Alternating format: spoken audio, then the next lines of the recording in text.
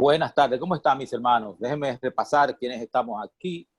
Está Cani, Keila acaba de entrar, está Dulce, Fátima, Liani, un placer verte, Facira, y está Reinaldo. Aparte de los dos que tenemos que estar, ¿verdad? Que siempre estamos. Entonces tenemos a Cani, Dulce Felicidad, que siempre está también, Fátima, Keila, Liani, Facira y Reinaldo. Es un placer volver a estar aquí. De lo que tú decías de reconciliados, hay un versículo de la Biblia, y Ángelo también, gracias. Hay un versículo de la Biblia que dice que Dios estaba en Cristo reconciliando consigo al mundo. Realmente, todo lo que ha pasado desde que Adán y Eva cayeron en pecado hasta que Cristo venga, y lo que va a pasar después de ahí, no es más que un acto de Dios para reconciliarnos con Él. Fíjense que no somos nosotros los que hemos buscado la reconciliación con Dios. Es Dios quien busca la relación con nosotros. Es Dios quien nos busca. Nosotros le amamos a Él porque Él nos amó primero. Está en el ser humano el deseo, la voluntad de buscar a Dios. Es muy difícil porque nosotros somos seres carnales vendidos al pecado, que es una de las trampas, como hablamos la semana pasada, del mal, de la caída en pecado. Pero el Espíritu de Dios está rodando la tierra, hablándole a la gente, el Espíritu Santo, y va toca a todas las personas del mundo, a todas, a todo el mundo, no deja a nadie fuera, blanco, negro, chino, rico, pobre, clase media, a todo el mundo toca, a todo, porque anda buscando. La salvación va a depender mucho de depende en su totalidad de nuestra reacción al llamado de Dios. En el libro de Apocalipsis, capítulo 3, 20, Jesucristo dice: aquí yo estoy a la puerta y llamo. O sea, Jesucristo está tocando la puerta de nuestros corazones para que nosotros reaccionemos al llamado. Bien, hoy, como dijo Ángelo, nos toca la lección número 7. Nos toca la lección 7, la salvación. Realmente Satanás pensó que cuando Adán y Eva cayeron en pecado y cuando Dios le cortó al hombre y a la mujer el seguir viviendo para siempre, porque no podía vivir para siempre siendo malo, entonces pensó Satanás que había triunfado y no sabía que Dios tenía un plan. Dios había amarrado algo. Así que Dios amarró algo para resolver los diferentes problemas que trae el pecado. ¿Cuáles son los diferentes problemas que trae el pecado? El primero está en Romanos 5:12. ¿Alguien, por favor, que me lo lea? Romanos capítulo 5, versículo 12. Romanos 5:12. Por tanto, como el pecado entró en el mundo por un hombre y por el pecado la muerte, así la muerte pasó a todos los hombres por cuanto todos pecaron. Entonces, el pecado tiene una consecuencia que es la muerte.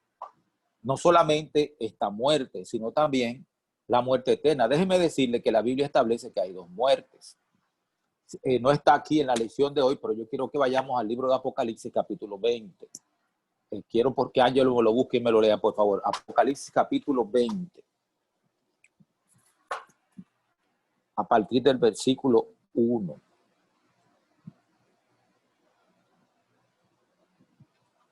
Para que veamos que hay dos muertes. Bueno, lo que Ángelo lo busca hasta el versículo 6. 6. Ok. Vi un ángel que descendía del cielo con la llave del abismo y una gran cadena en la mano. Prendió al dragón, la serpiente antigua que es el diablo y Satanás, y lo ató por 1000 años. Lo arrojó al abismo, lo encerró y puso un sello sobre él para que no engañara más las naciones hasta que fueron cumplidos 1000 años. Después de esto, debe ser desatado por un poco tiempo. Vi tronos y se sentaron sobre ellos los que recibieron facultad de juzgar, y vi a las almas de los decapitados por causa del testimonio de Jesús y por la palabra de Dios, los que no habían adorado a la bestia ni a su imagen, ni recibieron la marca en sus frentes ni en sus manos, y vivieron y reinaron con Cristo 1000 años, pero los otros muertos no volvieron a vivir hasta que se cumplieron 1000 años. Esta es la primera resurrección. Versículo 5. El 6 va también. Sí, por favor, sí. Ok. Bienaventurado y santo el que tiene parte en la primera resurrección. La segunda muerte no tiene poder sobre esto, sino que serán sacerdotes de Dios y de Cristo y reinarán con él 1000 años. O sea, nos está hablando aquí claramente de que hay ¿cuántas muertes? 2 muertes. Está la muerte que morimos todos y luego está la muerte que tiene consecuencias eternas. Los que creyeron en Cristo, que han muerto, van a resucitar y van a vivir para siempre. La segunda muerte no tiene potestad sobre ellos. Pero aquellos que no creyeron en Cristo van a morir para siempre. Así que de eso es lo que Dios está tratando de salvarnos. Vamos también a ver cuál es otra consecuencia del pecado. Vamos a Romanos capítulo 8. Romanos capítulo 8. Tampoco está en el texto de hoy, pero lo estoy abundando. Romanos 8, yo les voy a decir de dónde a dónde me van a leer.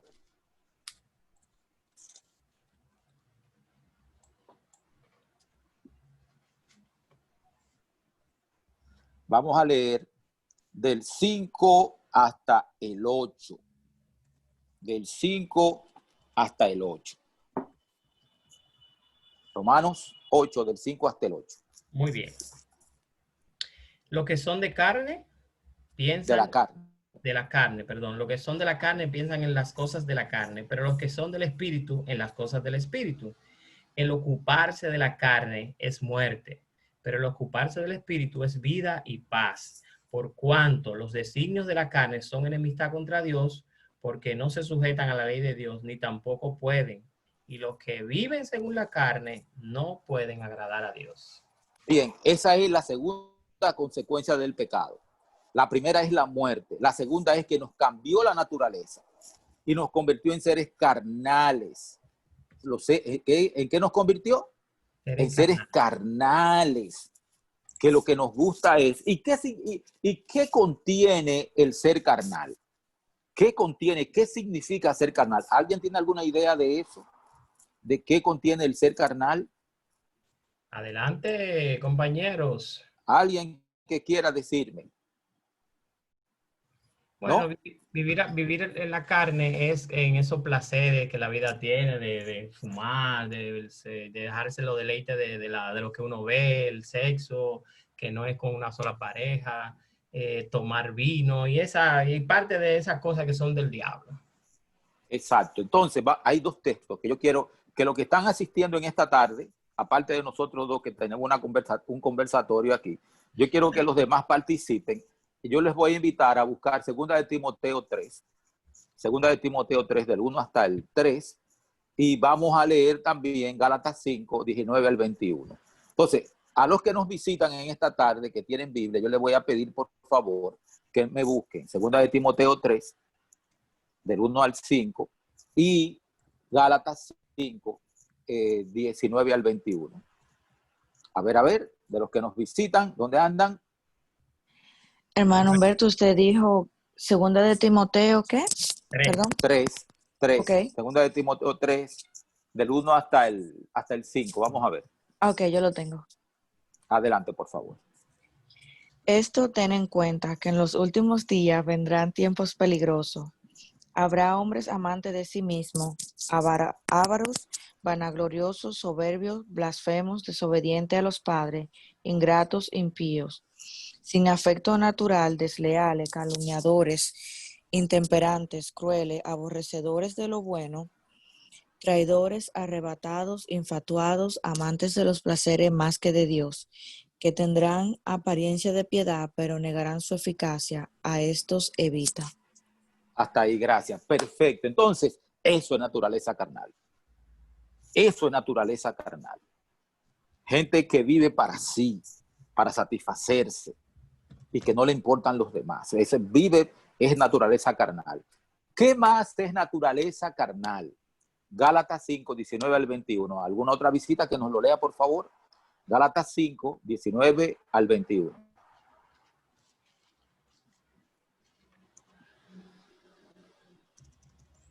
Bueno, vamos a leerlo en lo que aparece unos emotivos. Gálatas 5. 5, 19 al 21, por Muy favor, bien, Keila. muy bien, Keila.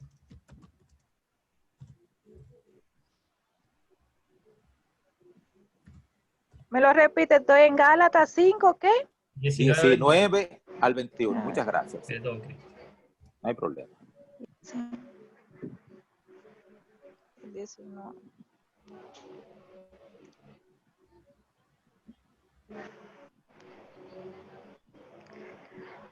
Y manifiestas son las obras de la carne, que son adulterio, fornicación, mundicia, lascivia, idolatría, hechicería, enemistades, pleitos, celos, iras, contiendas, disensiones, herejías, envidias, homicidios, borracheras, orgías y cosas semejantes a estas, acerca de las cuales os amonesto, como yo os le he dicho antes, que los que practiquen tales cosas no heredarán el reino de Dios. Hasta ahí. O sea, ahí se está describiendo cuáles son los actos que lleva a cabo la gente carnal.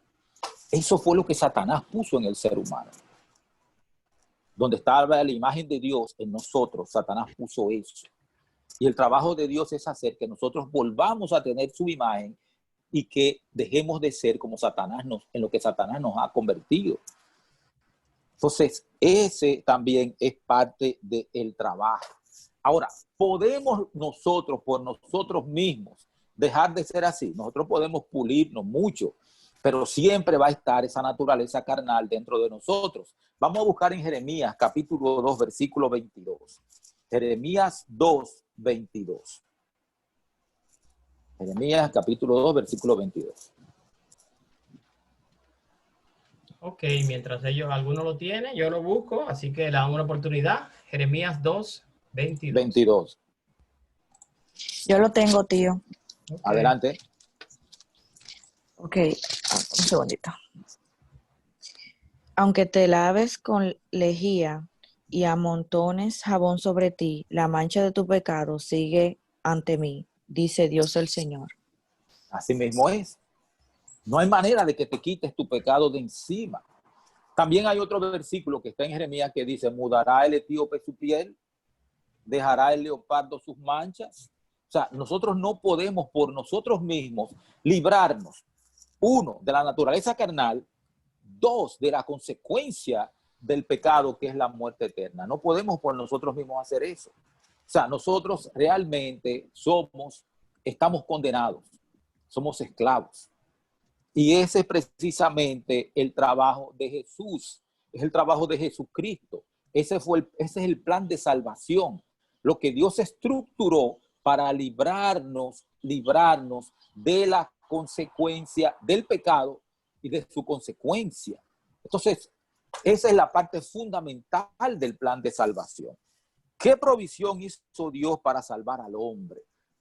La paga del pecado es muerte. Vamos a leer en Romanos capítulo, vamos a ver, le voy a decir ahora mismo, capítulo 6, vayan buscando. 23. Romanos 6, 23, me parece que es, o es 3, no sé cuál de los dos. 23, 23. Ok, vamos a buscarlo. Perfecto, Romanos 6, 23. Yo lo tengo aquí, lo puedo leer. Adelante, adelante. Ok.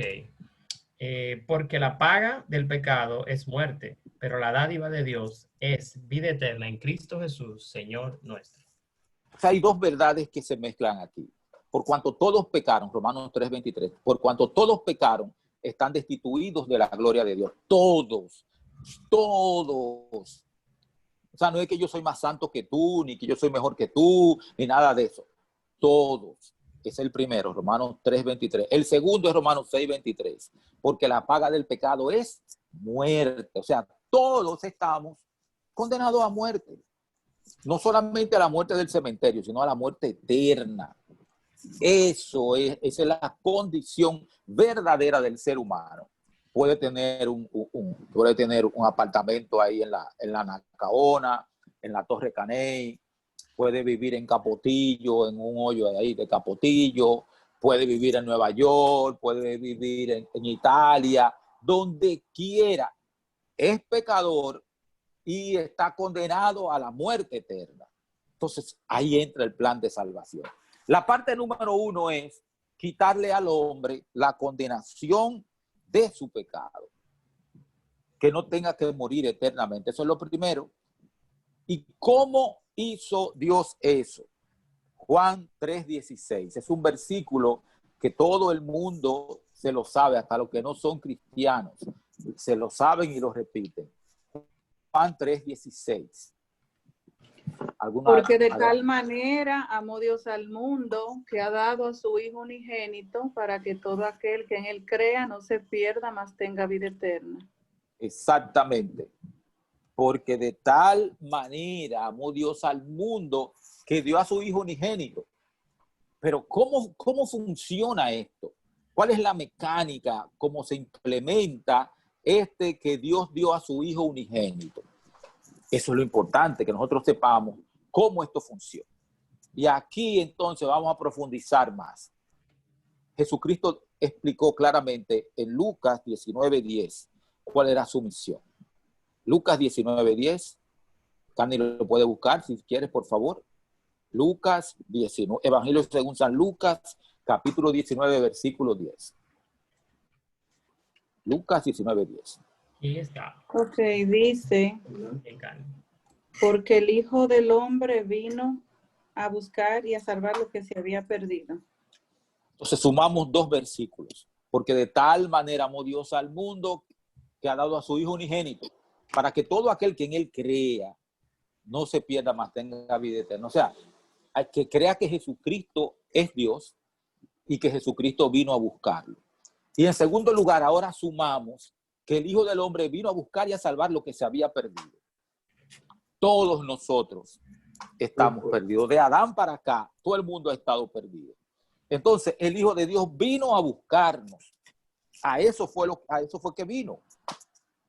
Pero, ¿cómo funciona el mecanismo que nos salva? ¿Qué pasa? Nosotros tenemos pecados, somos pecadores. En el Antiguo Testamento había un sistema temporal provisional de perdón de pecados. Ese sistema provisional de perdón de pecados consistía en que si una persona pecaba y reconocía y se arrepentía de su pecado, entonces esa persona tenía que comprar un corderito inocente, un corderito que no tiene nada que ver con su pecado. Entonces tomaba el corderito e iba al templo donde el sacerdote, y le decía al sacerdote, mire, yo pequé. Entonces el sacerdote cogía y amarraba el corderito en una estaca, lo ataba ahí con una soga y le decía al hombre, pon tu mano sobre la cabeza del cordero y tú confiesa ahí en silencio tu pecado, con tu mano puesta en la cabeza del cordero. El cordero entonces, el hombre confesaba, decía, yo pequé, yo hice tal cosa, con su mano puesta sobre la cabeza del cordero. Entonces el cordero, el pecado simbólicamente pasaba al cordero. Entonces el sacerdote venía con un cuchillo y una tacita y le daba el cuchillo al pecador. Esto puede parecer muy cruel, pero era así. Tomaba el cuchillo, se lo daba al pecador y le decía al pecador, mata al cordero, degüéllalo. Y el pecador tenía que matar a un ser inocente que no tenía culpa de lo que él había hecho, que no había participado en su pecado.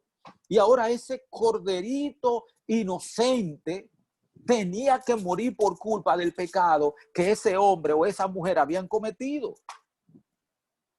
Y se le daba el cuchillo al pecador, al que se había arrepentido, al que había confesado, y se le decía, córtale, degüéllalo.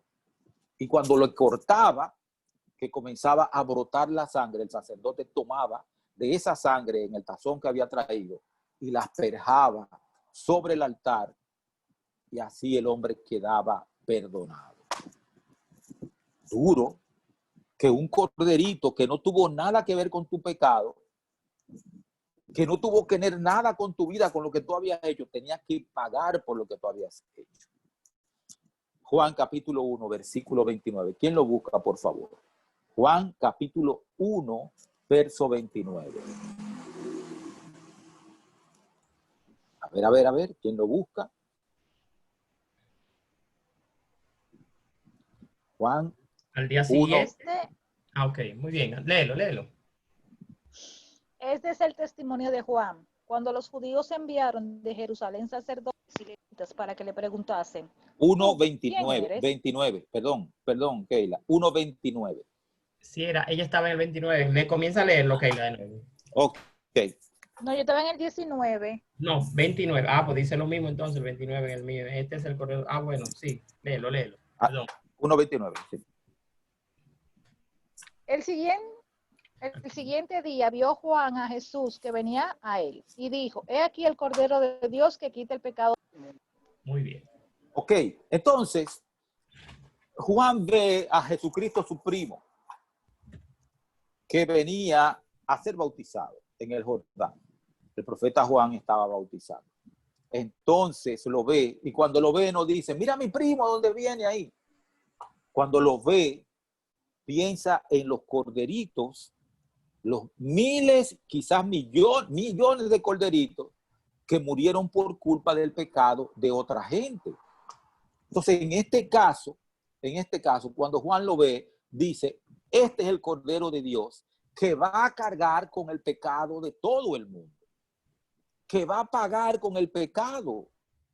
Y eso es precisamente lo que se nos presenta en Isaías 53, en el libro del profeta Isaías, capítulo 53, versos del 3 hasta el 7. Isaías 53, versos del 3 hasta el 7. ¿Alguien que lo lea, por favor?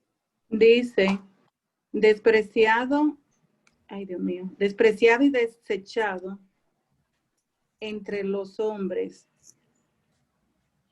Ay, Dios mío, que lo lea otro, estos lentes míos no me ayudan. Alguien, por favor, que le ayude a Cani, que lo lea. Isaías 53, 3 al 7. Despreciado y desechado entre los hombres, varón de dolores, experimentado en sufrimiento y como que escondimos de él el rostro. Fue menospreciado y no lo estimamos. Ciertamente llevó él nuestras enfermedades y sufrió nuestros dolores, pero nosotros lo tuvimos por azotado, como herido y afligido por Dios. Mas él fue herido por nuestras rebeliones, molido por nuestros pecados. Por darnos la paz cayó sobre él el castigo y por sus llagas fuimos nosotros curados. Sigue adelante, el siguiente. Todos nosotros nos descarriamos como ovejas, cada cual se apartó por su camino. Mas Jehová cargó en él el pecado de todos nosotros, angustiado hasta, él y afligido. Hasta ahí.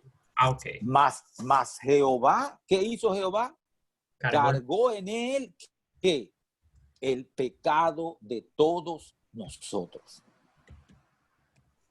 Cuando Jesucristo murió en la cruz del Calvario, no murió por sus pecados porque él nunca pecó. Jesucristo nunca pecó. Jesucristo no cometió ningún pecado. Pero Jesucristo murió por todos aquellos que crean en él. Por todos aquellos que se reconozcan pecadores. Por todos aquellos que confiesen su pecado. Y que por todos aquellos que le digan a Dios, Dios mío, perdóname que pequé y dame fuerza para yo no volver a pecar más. Jesucristo es el Cordero de Dios que quita el pecado del mundo. De hecho, cuando Jesucristo iba a nacer, antes de Jesucristo nacer, lo que dijo Isaías, fueron 800 años antes de que Cristo naciera. Pero en el año en que Jesucristo nació, el ángel Gabriel habló con José en sueño. Vamos a buscar Mateo capítulo 1, versículo 21. Mateo capítulo 1, versículo 21. Vamos a buscarlo. Mateo 1, 21.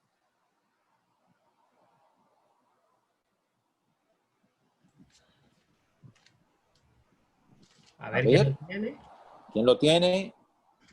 Y dará a luz un hijo y llamará su nombre Jesús, porque él salvará a su pueblo de todos sus pecados. Entonces Jesucristo vino a salvarnos del pecado.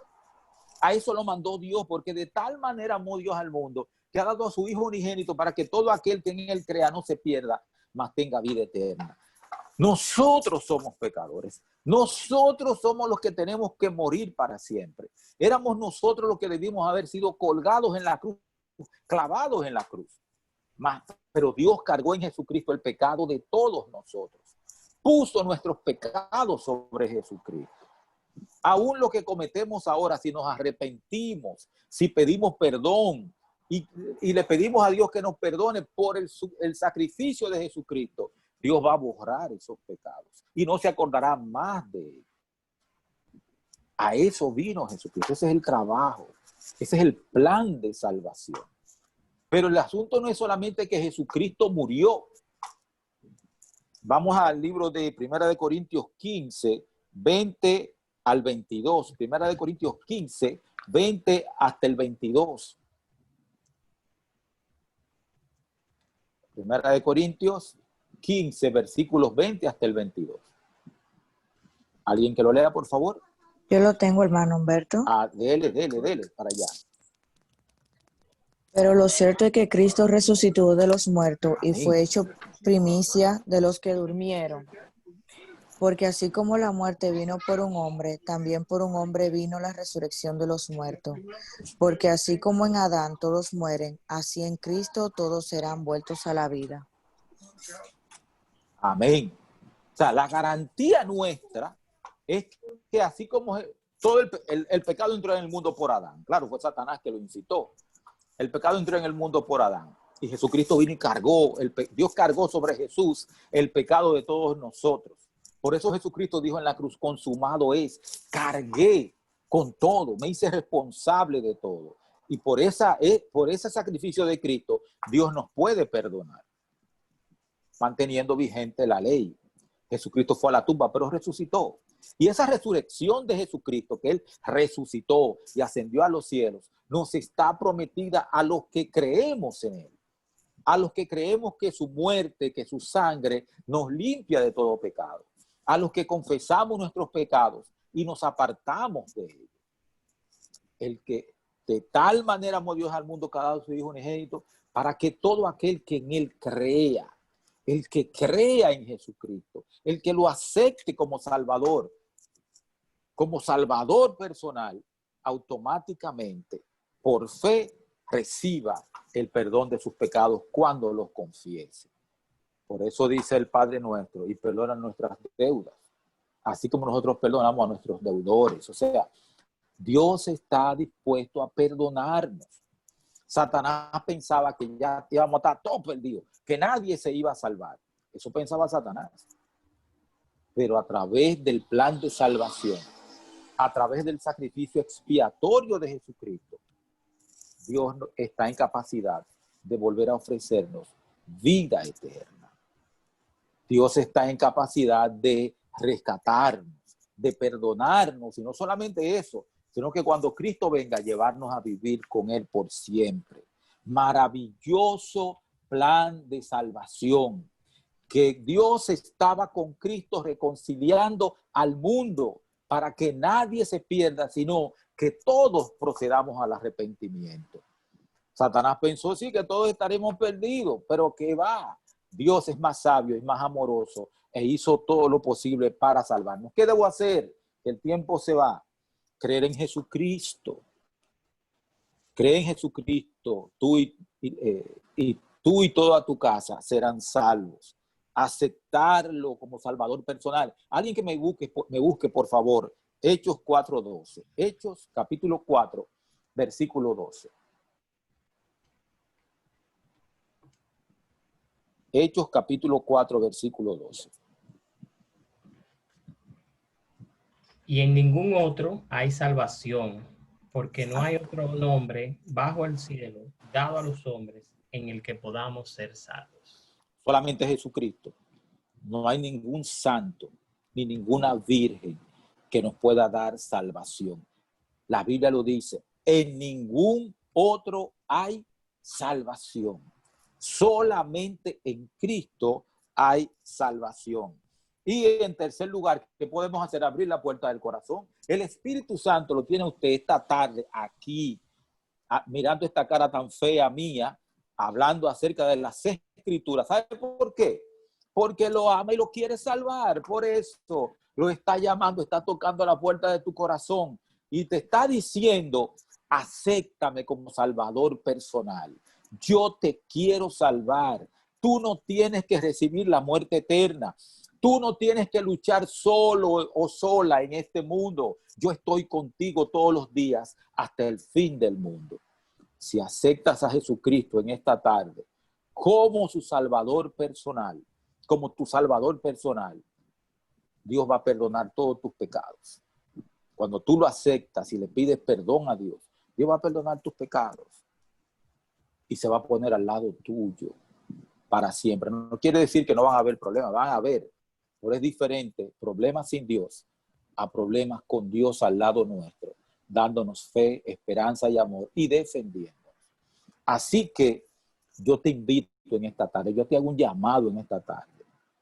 Acepta a Jesucristo como tu salvador personal. Si tú reconoces que tienes pecado y que necesitas ser perdonado, acepta a Jesucristo. Eso te va a dar salvación, vida eterna y te va a dar paz mental. Paz mental. Así que mi llamado en esta tarde es a que tú aceptes a Jesucristo como salvador personal. Que Dios te bendiga. Muchas gracias.